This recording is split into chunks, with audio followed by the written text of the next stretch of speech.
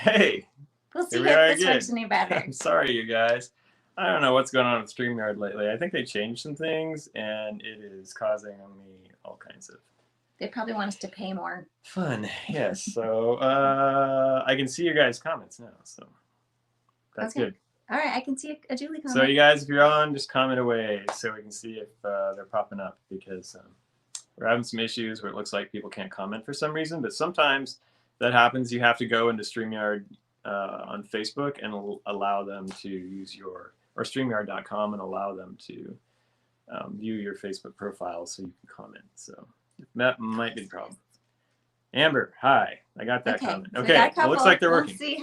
All right, and take two. Okay. Should I back up or start where I left off? Let's just start over again. So skipping the beginning. Blah, blah, blah, blah, blah. We are now talking about Enneagram 4s. Okay. Well, I won't go way back to the beginning, but I will start back to the what you might be a 4 if. So. Yes, you might be a 4 if. If these resonate with you, you might be a 4. There you are. I can see all your beautiful comments now. Back. Or if this rings a bell for you for someone in your life, then they might be a 4, and this might be very helpful for you to understand how to understand them. Yes. And I just do want to say before you start that, we also have the Wolf Mountain Facebook page channel where you can watch these later. YouTube, not Facebook. What did I say? Oh, YouTube. Yes. And so if we run a little over, run a little long, what's the matter? Just take your time. Okay. So here we go. You might be a 4 if. You might be a 4 if. Yes. Hey, Mohini. If you like things that are unconventional, refined, or dramatic. You like drama. You are not a fan of ordinary. Who is, really? I don't know. I kind of like it sometimes. Yeah, that's true. If you've never really felt like you belonged. If you have so many feelings in a day, you don't know which ones to pay attention to first. I'm having feelings right now. So many feelings. One of them is frustration. That's true. I can sense it. Yeah, the light bulbs are blowing out. Put your Enneagram number up there if you know what it is, and if you're 4s, let me know. 4s in the house. Okay. If some people think you're aloof, but you're really just unique. Mm-hmm. If in social situations you tend to hang back and wait for others to approach you. If melancholy is comfortable for you and it's annoying when people try to cheer you up. It is. Bing, light bulb. Yeah. Yes. If you're not like everyone else, phew, I'm glad. Hey, Susie. If you are very sensitive to criticism and it takes you a little while to get over it. If you spend a lot of time trying to explain yourself. I do that, sure. I apologize to all my friends that have had to listen to me explain myself. I call it male pattern lecturing is what I call it. I want to be understood, dang it. When people tell you what to do, you are tempted to do the opposite. That is true. That's so much to do. It's one thing you guys should know about me. I could talk about myself tonight because I am a 4. Yes. Is that I will argue the opposite side just to test everybody's mettle. So. It's just for fun, I think. It's just for fun. I like it when people know what they're talking about. On the other hand, what about this? I might not even believe it, but I'll do that. Someone should argue the opposite. Yeah, I'm awful. No, not awful. You're just a 4. If sometimes you just disappear and go radio silent for a few days. Necessary. Yes. If you are okay with sad songs, sad stories, and sad movies, and think that overly happy people give you a headache. It's true, yeah. Sorry. Sadness is the best. Overly happy people come across fake to me. I know they're not, but it's very strange. But they must be fake, because who can be that happy all the time? Who can be that happy? We had a friend who was like a pastor, and I just couldn't stand him for the longest time, so I always thought he was being super phony. But he was actually just that happy all the time. I was like, you're fake. So nice. So fake. I can't stand you. He's just cheerful. What happens? Yeah. He wasn't a 4. No. If you feel there is something essentially lacking in you. If it's really hard for you to settle into a relationship because you're always looking for your ideal soulmate. Luckily you found yours. Luckily I found mine. Phew. How long have we been married? 100 years? Give or take a couple. Give or take. Mm-hmm. If you are self-conscious and it's hard to find your place in a room full of people. 4s aren't the only ones who do that, though. Yeah. If people say you're too intense and your feelings overwhelm them. That's totally true. That's very 4. If you are an artist or highly creative, if you come up with lots of amazing creative ideas, but you find it harder to execute them. That is true. Da Vinci syndrome. Yes. Mm-hmm. If lots of people misunderstand you and that makes you frustrated. That really makes me frustrated. That's one of my biggest pet peeves. Mm-hmm. People think that I'm thinking one way, or like they think they know something about me. Assumptions. And they assume it. It drives me crazy. Mm-hmm. If you pull people in, but then get nervous and push them away. Push pull. Mm-hmm. And if you worry a lot about abandonment. Yes. Think about that. Yeah. So if those things resonate with you, you could be a 4. Any 4s out there? Susie thinks her sister's a 4. Okay. Yes. Yeah. So hopefully some of this will be helpful then in understanding. We're like the Phantom of the Opera family. personality type. Yes, I think the Phantom was a 4. Yes. If you were going to be a Broadway character, you would be the Phantom of the Opera. And you get a cool mask. You do. Yeah. Sid's contemplated places where it's like mask required to wear a phantom mask, which just like basically covers like that with your face. Okay. Don't think it would qualify, but if it didn't, I'm gonna do that. I forgot I was gonna do that. Yeah. That would be awesome.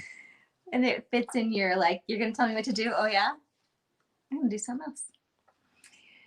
Okay, let's see. So type 4. So we could talk about wings a little bit. So bat wings. 4s have bat wings. 4s wings. have bat wings. They totally do. So how wings work is you can have a wing that is either number on either side of your number, or some people have both of them.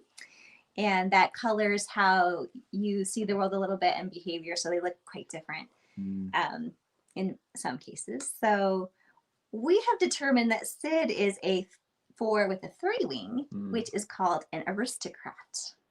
Oh, I haven't heard that before. So I'm an aristocrat. So, isn't that a Disney movie? I think that's the Aristocats. Yes. Yeah. So a type 4 with a 3 wing would have refined taste, be more extroverted than a 4 with a 5 wing. Mm-hmm. They would be more goal-oriented, more interpersonal.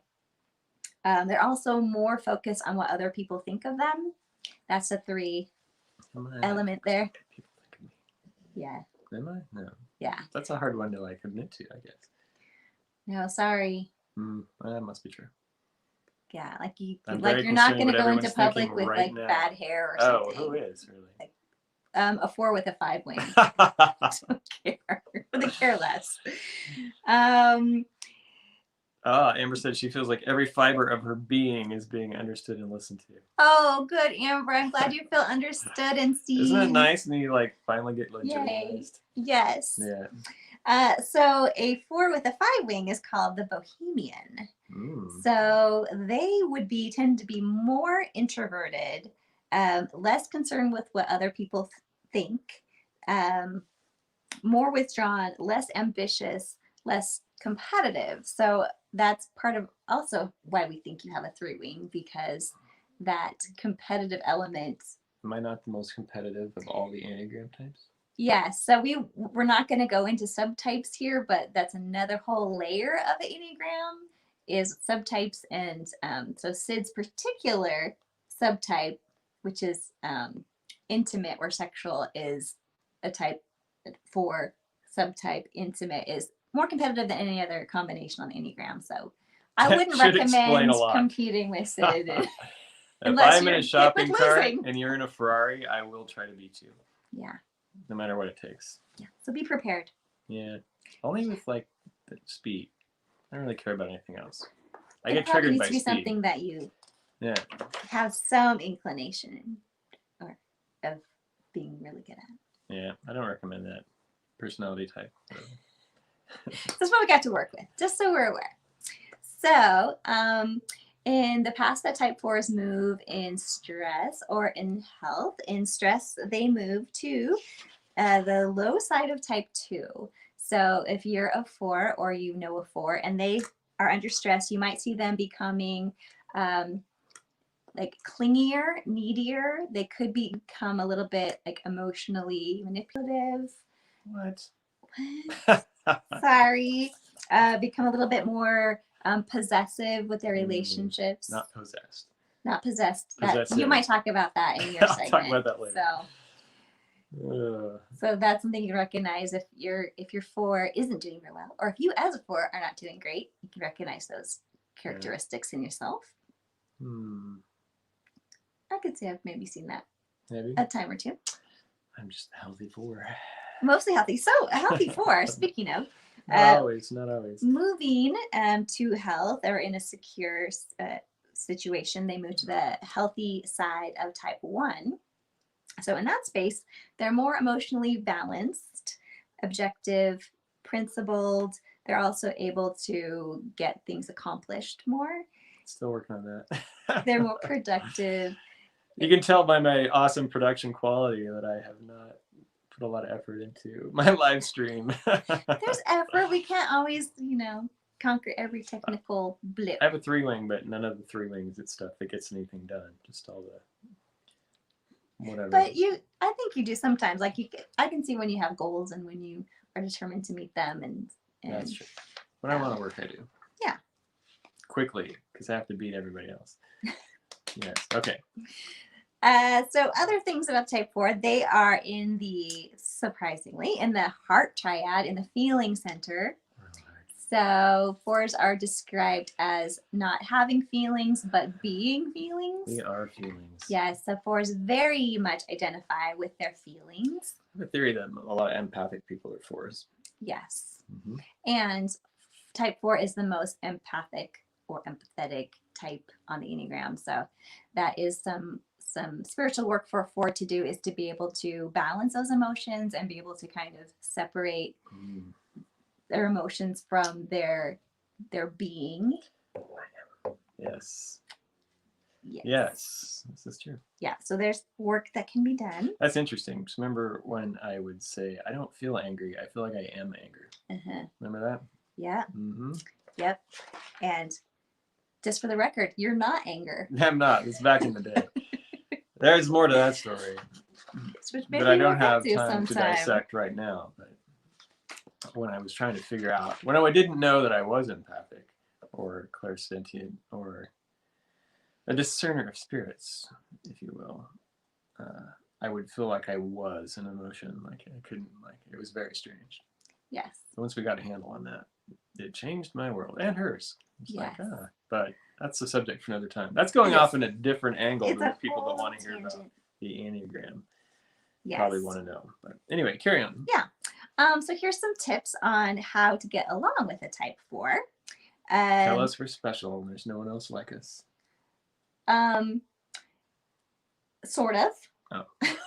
If you can, whatever you say to your 4, be sincere, because if there's any fakeness, then they're out. So they can pick up on it and they hate it and they're insulted by it. So it sucks. They value authenticity. So be authentic, be kind. Obviously, that's a good rule for kind is generally type, a good rule for everybody. Yeah, but in particular for 4s, don't try to change them. Practice your own empathy. Don't ever tell them that they are overreacting or to calm down. Oh, that's the worst. Yeah. So just understand that they are feeling things really deeply and to have compassion for that.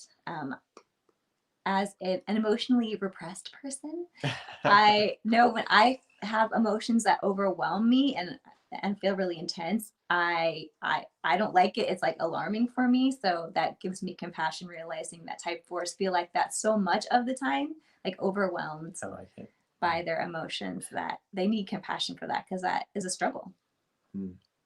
Yeah, it was actually puzzling for me earlier in our married years that she didn't seem to have any emotions to me, unreactive to things. And so I would try to rile her up enough to make her have an extreme emotion. Because it's what is wrong with this person? Because I was why doesn't this human being feel? But then I realized that I got more feeling dust when I was created than other people. Yeah. 9s just keep theirs tucked away in a safe pocket. Right? Yeah. And other types. We just barf ours all over. Yes. The Exorcist. Yes.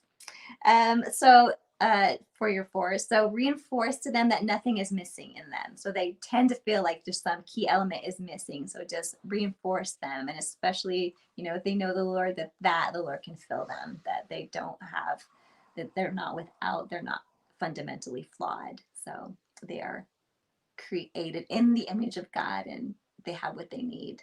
So sometimes except that one thing you'll yeah, never sure. find. You need to keep looking.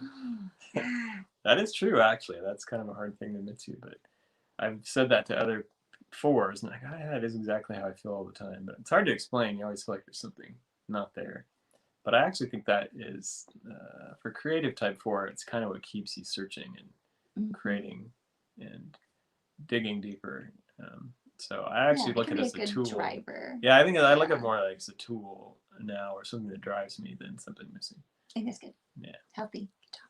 I mean, I just did that the last second. No, I'm just kidding. Like that, you thought about it. Let's see. And we mentioned this before, but not trying to talk them out of a melancholy mood. It took me so many years to recognize this. Or I read it in a book and I'm like, is that true? Mm-hmm. And it was true that melancholy isn't the same as depression. So, and fours can struggle with depression too, but that's a different deal that might need more help. But a melancholy is a place that a 4 is comfortable being in, like that sweet sorrow. Like they do feel the sweetness of it. So let them. Yeah, melancholy is not a bad place to be. It fits the mood sometimes. So it's raining. But I think the difference is that I can sit in that and not. It's not a bad place. Like any emotion, even anger. Like I used to be on this thing where I was like, I'd post. My thing was that saying was anger, use it wisely. Like I don't feel like it's bad to be angry. Like some people are scared to be mad or scared to be angry, but it's like I think that maybe the 4 is just more comfortable with all the range of emotions. For sure. Ironically, like joy is harder. Mm-hmm. You almost feel like you're not allowed to be joyful sometimes. Right. It's like it's not an authentic of an emotion as grief or angst. Yeah. In my younger years, I used to if I get to a place of happiness or kind of levity, I would be like, oh, that's not right. That's not me. I have to sabotage it. Yeah, it's very strange. Yeah. Yeah. So a good thing to recognize. Mm-hmm. Okay. So other ways to relate to a 4, particularly if you're in conflict. So be patient with them and give them time to express the depths of their emotions. So recognizing that there is a lot of it and they're going to need more time than you might need if you're not a 4. Block out an hour or 6. Give it some time. It's going to take a minute. It's good. There's processing. Yeah. So try to, be an engaged listener. I've had to work on that to stay engaged. And that helps them to feel valued, validated, heard, and understood. Ask clarifying questions so that they know you're listening and trying to understand. And I think you can tell me if I'm wrong, but I think they, appreciate our effort to understand, even if it takes some work to get there, like that we're trying. Yes, questions are nice. Yeah, like someone trying to learn another language. Like I think they appreciate if we try to speak their language, even if we're not perfectly proficient yet. So Amber says something she's working on right now is not destroying her own joy. Oh, good job, Amber. Yeah, let yourself have joy. Don't sabotage it. Just relish it. I think that can be an alien emotion for some people. If you grew up in a really hard situation, you get comfortable in the melancholy, and then you kind of resent people that are happy all the time. Yeah. And so it almost becomes like an enemy feeling, or you're just carrying a lot of stuff that's heavy, and you're like, I can't be joyful if I have all this heavy stuff. Imagine you have a backpack, you're carrying around all this tragedy and heavy stuff from your past. You're like, this feels not correct. It's like it's not right to be joyful because I don't have all the stuff sorted out. But I think you got to be able to unpack all the emotions and feel them. Yeah, you're entitled to that. You deserve it. Yeah. And of course, if you're in conflict with a 4, don't tell them they're being overly sensitive or melodramatic, because that is going to go badly. Just dramatic enough for the situation. I have made a diorama and did a small play back here. I've written a poem I'm going to read you about Yes. I heard a 4 say about 4s that the melancholy can evolve into melodrama, which is true, but it's okay. That's just part of it. Do not hate us because we're beautiful. No, I would be. We love your beauty. Okay, so ways that we can communicate better with our 4s. So express your emotions as openly as you can, which can take more work if you're an emotionally repressed type. Some of us are. Be authentic and real, because 4s can see through. We see right through it. Yes. And they'll take you down. Or they might just in dramatic fashion. Block you out. Yeah. Yeah. That can happen. Once you have a place of trust with them, I wouldn't do this with just any 4, but help them work on their emotional balance when you can. Sometimes I feel like Stig gets let's see about the right words. Go for it. I can handle it. Okay. So I've described it before, like 4s can tend to like luxuriate in their sadness or, the dark emotions. And sometimes I feel like he just like needs like a lifeline, just like reminded, like come out. You're wallowing a little, and just a little reminder to come up and join us here. That is true. Yeah. So, but do it in a patient way and a non-accusatory way if you can, of course, and an understanding way. Yeah. It's kind of like, I see it like diving to the depths of the ocean, like in the bottom of the ocean, and like you need to come up eventually. It's okay to dive into the depths of emotion and be down there and feel the depths of sorrow and let yourself be there. I think I actually need it. I need that darkness, and darkness is like metaphorically a negative word in some settings and in some, I don't know what I'm trying to say, but it's not necessarily like the darkness being a place you need to go that matches the depth of what you feel, but you need to come back up from air. I think if you stay down there, it can like kind of manifest a life of its own and then feed off of you. It's hard to explain, and so you'll just stay down there, and then it becomes, you're down there so long you become part of it. Mm-hmm. And so forcing yourself to come back up for air is important. Yes. Yeah, agreed. Mm-hmm. That was very heavy. Okay, so very dramatic. It's very harsh. Yeah. So little bit on type 4 parenting style. So if you're a 4 parent or have a 4 parent, in general, they are good at helping their children like find their identity and who they are. They support their like children's self-exploration, finding their place in the world. They draw out their children's creativity and originality. They can struggle a little bit with being so focused on their inner world that they might need to, break out that a little bit to focus on their kids. What? Children? Oh, you're still here. Yeah. So I don't know. We don't have kids, but in raising Rosti, yes. Probably. Yeah. Our dog. Haley and Aaron. Hi, guys. It's good to see you. Okay. Now I'm going to give you a couple little how to be a healthier 4 little. I think the worst thing as a parent you can do to your 4 child is force them to do something they were cut out to do. Yeah, that doesn't usually work. Or not let them be expressive. And then they're resentful. Yeah, that never ends well. No. Okay. Right. I'm getting there. Technical. Haley must be a 4. You could be a 4, Haley. How's it going in Australia, by the way? We miss Australia, Haley. Someday they'll let us come back. We're going to retire there. That would be awesome. Mm-hmm. Like tomorrow. As soon as they let me in. Me and the kangaroos. All right. Okay. Okay, so here's a couple just things to keep in mind as a 4. So things to recognize and to work on to be healthier. So one thing 4s tend to do is they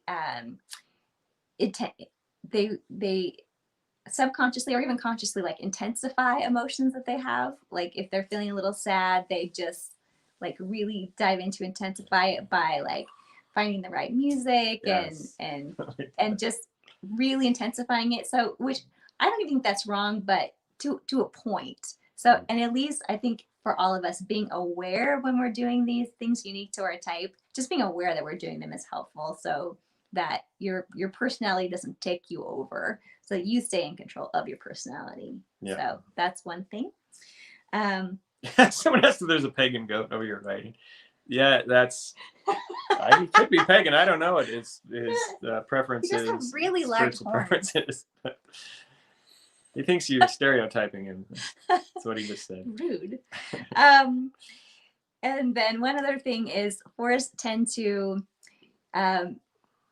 idealize people and imagine that if they just find the right whatever, the right church, the right therapist, the right talent, the right job, the right mate, that everything will fall into place if they can just get this right, whatever. So keep in mind that nobody's perfect. No one is going to fill all of your missing pieces. So to appreciate who you do have in your life and where you are in your life. So the fantasizing can sometimes be counterproductive. I have no comment for that. I appreciate you. And I don't mean me. I'm sure you've never considered some other spouse, but Angelina Jolie never returns my calls. She's rude. Anyway, so there's a brief overview of the type 4. Do you have any other 4 wisdom to impart to other 4s or friends or family of 4s? I don't know. That was pretty inclusive list you had there. Okay. What has been your, I don't know, maybe you can talk about living with a 4. Well, sure. So I will say, like, learning about type 4 was what won me over 100% to the Enneagram. I was listening to a podcast and it just, I was like shocked because it was like this puzzle, and at this point we'd been married for more than 20 years. And it's like for all of those decades, I'd been looking at this puzzle with all these missing pieces and I could not figure out how to fit it together. And like this little thing put not every single puzzle piece in, but a whole bunch of them. And it was just, it clicked. And just having like these keys to understand my husband was phenomenal. It was a game changer. And I'm just so grateful to have found a tool that like gave me some clues, because our particular types, a 9 and a 4, are very different, and we are not wired alike at all. We don't see the world the same at all. We don't communicate the same. Our emotions are so different. So just having that gave me like the decoder ring. And I don't have all the pieces, but it was so helpful. That is helpful. Yeah, it's helpful to learn about 9s as well. Yeah. And frustrating. Actually, I'd say it was frustrating as like a 4 to learn about 9s and realize how opposite they were. But it's like, I got a lot of work to understand that personality and then rein my own in, so I don't overwhelm that personality. But I think it really helps for me being a 4 and a deep processor and thinker and feeler. I see a counselor every other week, and just to have someone to process with is good for me, because then I don't have to like avalanche her with everything that that's I'm been trying to huge for us, because I would be so overwhelmed. Yeah, and someone outside of your circle who is just an objective observer, they can kind of talk some sense into you, is amazing. And someone who doesn't have like that emotional investment in what you're saying, because I was taking on a lot of, guilt and shame for this, like if Sid's having a hard time, it's my fault, where someone outside of a relationship like that is not going to take ownership of all that heavy stuff. So that's been very helpful. Yeah. Everyone's looking at our little knickknacks that are in the corner. We've got Pagan Goat. Got a lot of stuff. I don't know if he's pagan or not. I don't know. I think he's just we haven't asked, but yes, that's a cat, Amber. I do have a cat in my house. Amber thinks I hate cats. I just like they're okay. They're just slightly evil. They're just kind of rude, but cute. I don't know. It might be a Mennonite goat. A Catholic. I'm not sure. A Catholic goat? I think it's Jewish. I'm not sure. I don't know. I'll have to ask. Okay. All right. Thank you, honey. Well, let's take a quick intermission, and then we'll come right back, and then I will jump in. So hang tight. Okay.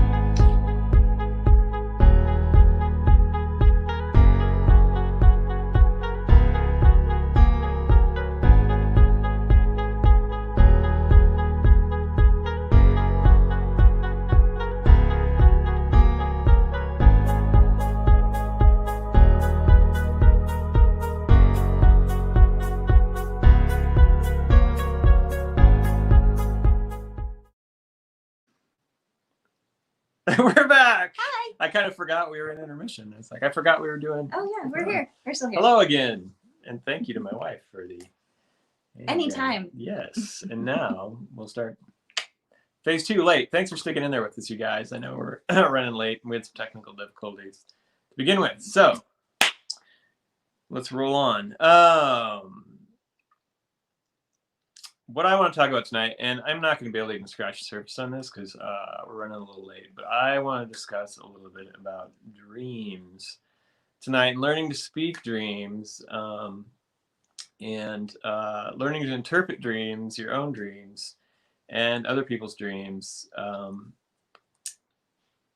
Why? Because they're a big deal. Like, I feel like God's talking a lot right now in dreams. The Spirit's talking a lot right now in dreams, but not necessarily who you'd think the Spirit's talking to in dreams.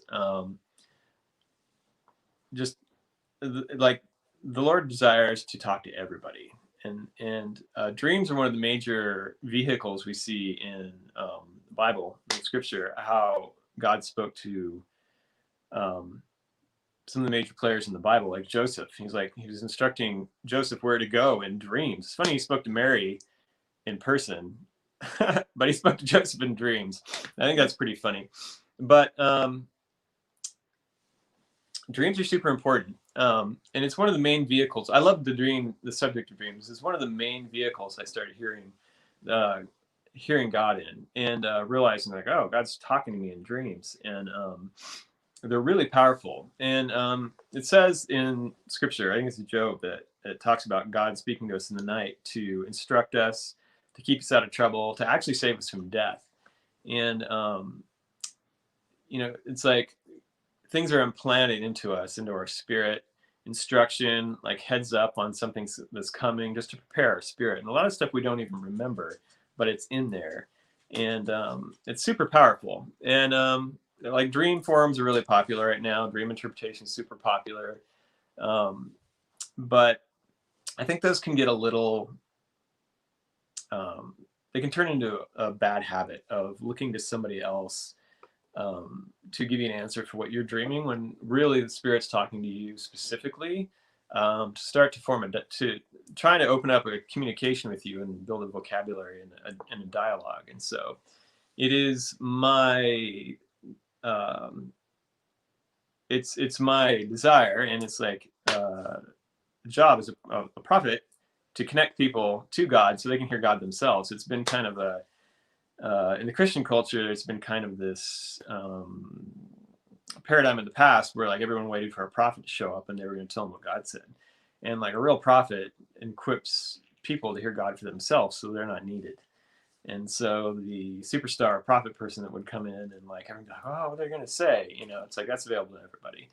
And so, but that's been kind of the story from the dawn of time, that God's all through the Bible. That God be like, I want you to have direct access to me. And they're like, well, you freak me out. We'd rather ask somebody else what you're saying. And over and over and over again. That's pretty much the whole story of the Bible. It's like the whole message of Jesus. It's like, I want you to have direct access to the mind of God. And so that's available to us. So, but like I got a lot of people like, I don't dream. I don't hear God.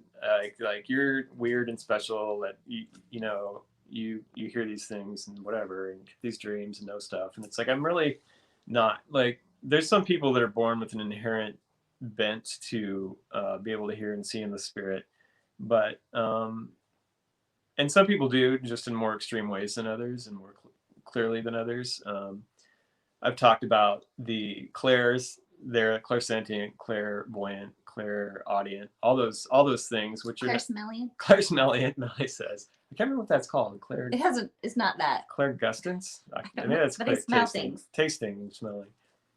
But there's other names for those. In the Christendom, it would be gift of discerning spirits and knowledge and all this stuff.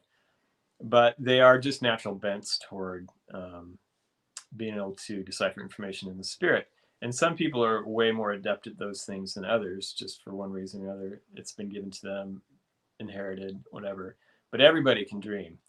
And so I want to talk a little bit about learning to develop your dream life a little bit. And what I learned early on was, and why this is important is like, I feel it in my spirit. Like God's starting to talk to people more, like in this season, and a lot through dreams. I can't tell me how many people are like, oh, I'm dreaming, I'm dreaming, I'm dreaming. So for a while it was a little quiet, and like things have started to open up and move again, which is really good. It's a good sign. And I want to talk a little bit about that. Like Melanie, she doesn't dream a lot. I dream a lot. And Or I don't remember mostly. or she doesn't remember her dreams very much. But when she does dream, and it is the spirit talking to her, it's very like obvious. And she's like, I had this dream. And it's almost easier for her to pick it out.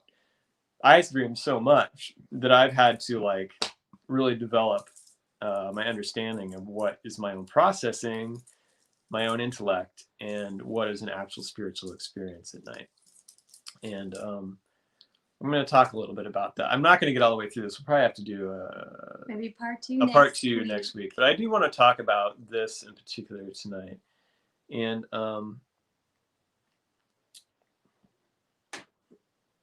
let's go here. I ought to be careful because I know I have a lot of friends that have written books about dream interpretation, that have written books about dream symbology, that have dream forums, that teach people how to interpret dreams. So, and I'm pretty blunt and sometimes a steamroller. So, because I have my own ideas, but I respect all of those things. And so if I step on anyone's toes that is watching this, I apologize. I'm no one of consequence. Just keep doing what you're doing. Toes get stepped on. Toes get stepped on. But it has been my experience that when people start running to dream interpretation books or somebody else to get their dreams interpreted. That word needs interpreted. That's like a potato that interprets dreams. They miss out on developing their own language and their own communication line with the spirit, and they're going to somebody else to get their answer, and so they're less likely to develop that language themselves.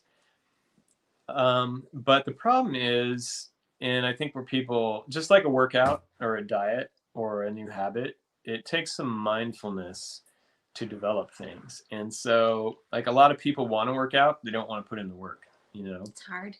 It is hard.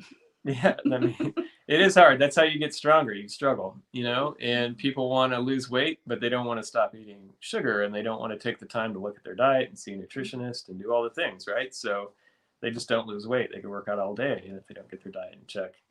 But it's hard, you know, because you get a habit and a routine. And I think right now what the Spirit's really talking to me a lot about is just breaking out of habit and routine that makes you move through your day mindlessly.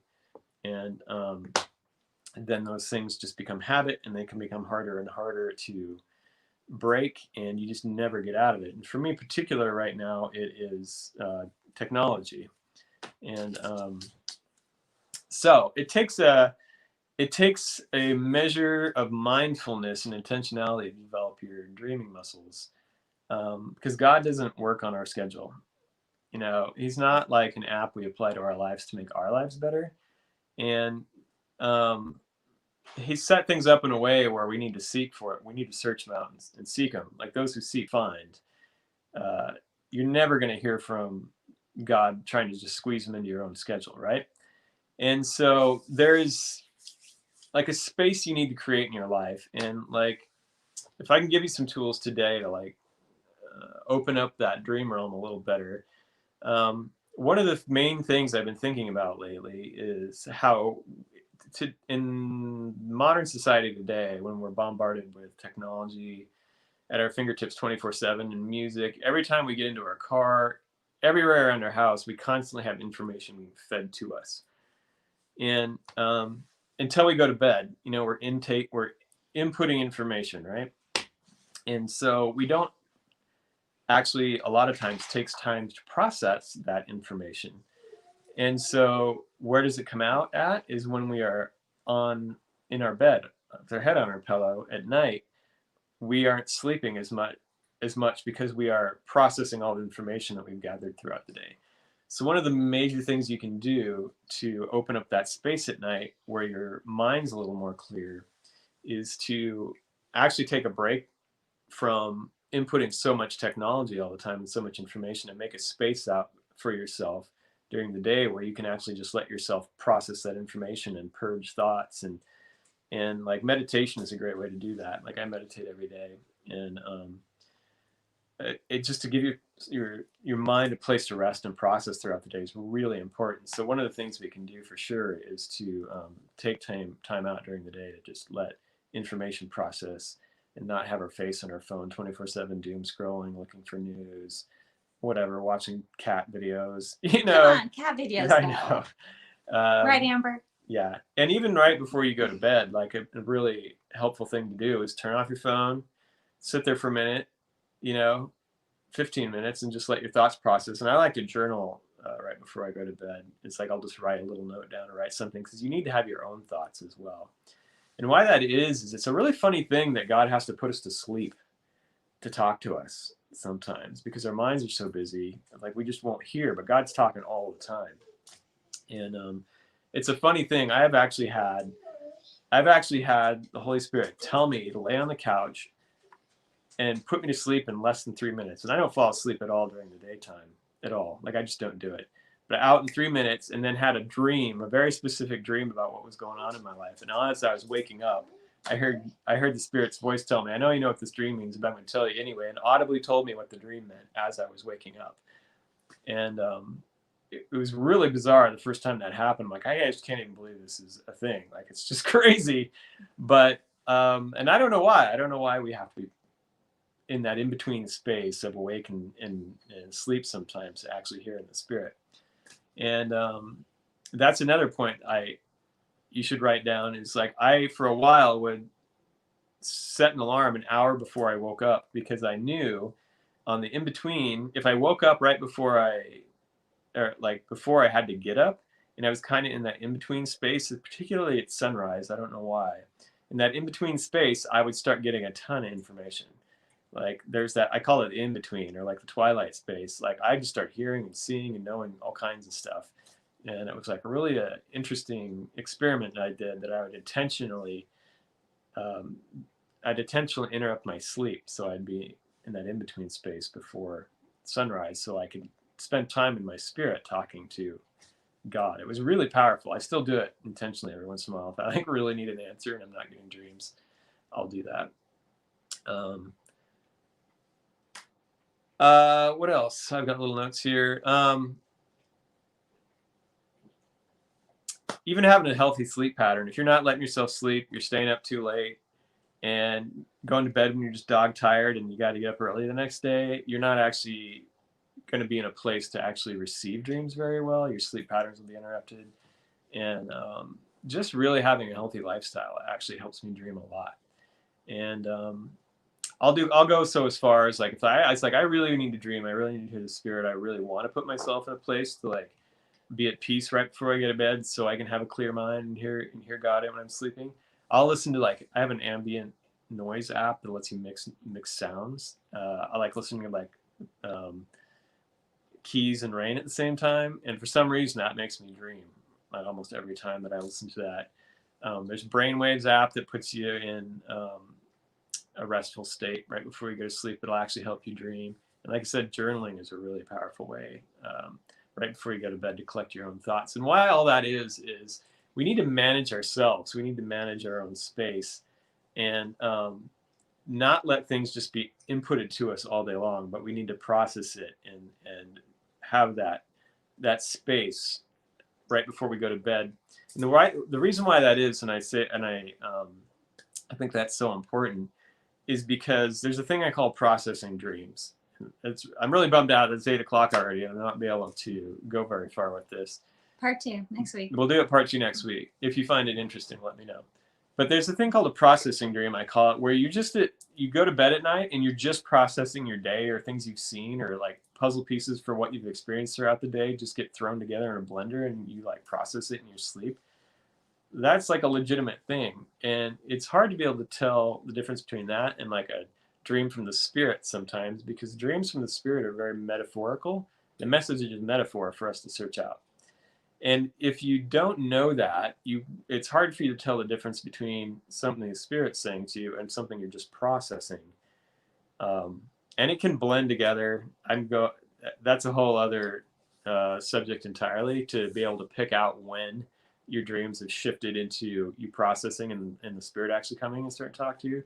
That's a whole other ninja level of understanding with dreams. But on a base level, you need to be able to tell the difference. And so a lot of times people will come to me with this really powerful dream they think was just like a pizza dream or something, which, by the way, I've never eaten pizza and had a dream that was weird. I don't know where that came from. I know what kind of acid trip pizza people are eating, It's like magic mushroom pizza. and bacon. I'm not sure, but I need some of that pizza. But so they'll tell me this like dream that's like metaphorical, and they're like, it's crazy. It just like that. It was this, and I'm just like, whoa, that's super powerful, because it like I understand what the dream meant, and they just think it was crazy, and they throw it out, and then they'll come at me with something that I can tell was them processing, and they think it's something important, and I'm like, this is you processing what's going on in your life right now. And so that's really important. I know, shotgun. I'm over explaining myself because I'm a four. We just talked about that later. We're getting it, honey. We're getting it. Yeah. And so that's important. And so I guess I can leave you with some tools right now is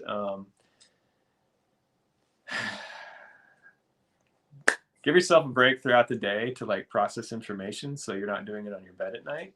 That'll cut down on the processing dreams. Don't be digesting technology until you shut out the light at night, because you'll never have your own thoughts. Your body has to process the information you're putting in your face. Like surfing the net is the worst. I do it all myself all the time. Having that still place right before you go to bed, journaling's good. Listening to something, ambient noise, brainwaves app, or journaling are pretty good. It's an amazing way to put yourself in a space to be able to receive the messages from the Spirit. And also, if you can do it, and set an alarm like an hour before you have to get up, wake up, and then have another alarm set when you need to get up. And in that window where you're kind of in between sleep and awake, there's a lot of stuff going on. If you're already prone to be able to hear in the Spirit, that's a good place to pick up information. But also to steward it. Like, if the Spirit's talking to you, don't like, that was nice, because it's privilege. If like the God of the universe is actually talking to you, like giving you information, journal it down. And that's part of the process of, like, they call it stewarding what God is giving you, like cherishing it and taking it for it as the value that it has. Like, and you might not understand it, you may like have a dream that like my dog jumped off a cliff, but then he was okay, and you're like, he fell a long ways, but he didn't get hurt, and you're like, I don't know, I had a dream that my dog fell off a cliff but didn't get hurt, and just write it down, because if I dreamt that, I would know, because of my vocabulary that I've developed with the Holy Spirit, that one of my friends there's gonna be a tragedy happen in their life, but they're gonna be okay, because dogs in my dream represent friends, because they're man's best friend, right? And so then if I had like a dog crossed with a spider in a dream, which I've had several dreams about that before I figured out I was going to have a friend come into my life who was also a web weaver, an enemy, that was dangerous and never failed. That would happen. And it took me a while to like develop that language by journaling. A frenemy. Frenemies, yes. So, yeah. So the short story is that God really wants to build a vocabulary with you, that sometimes only comes through journaling, stewarding, searching out what you're being told in dreams at night, not throwing out immediately. So you don't have to go to the prophet or the dream interpreter or the dream book. You can have direct access this way to get those things interpreted. Because not every person that can interpret dreams can interpret your dream, because it says in the Bible, the interpretation actually belongs to God.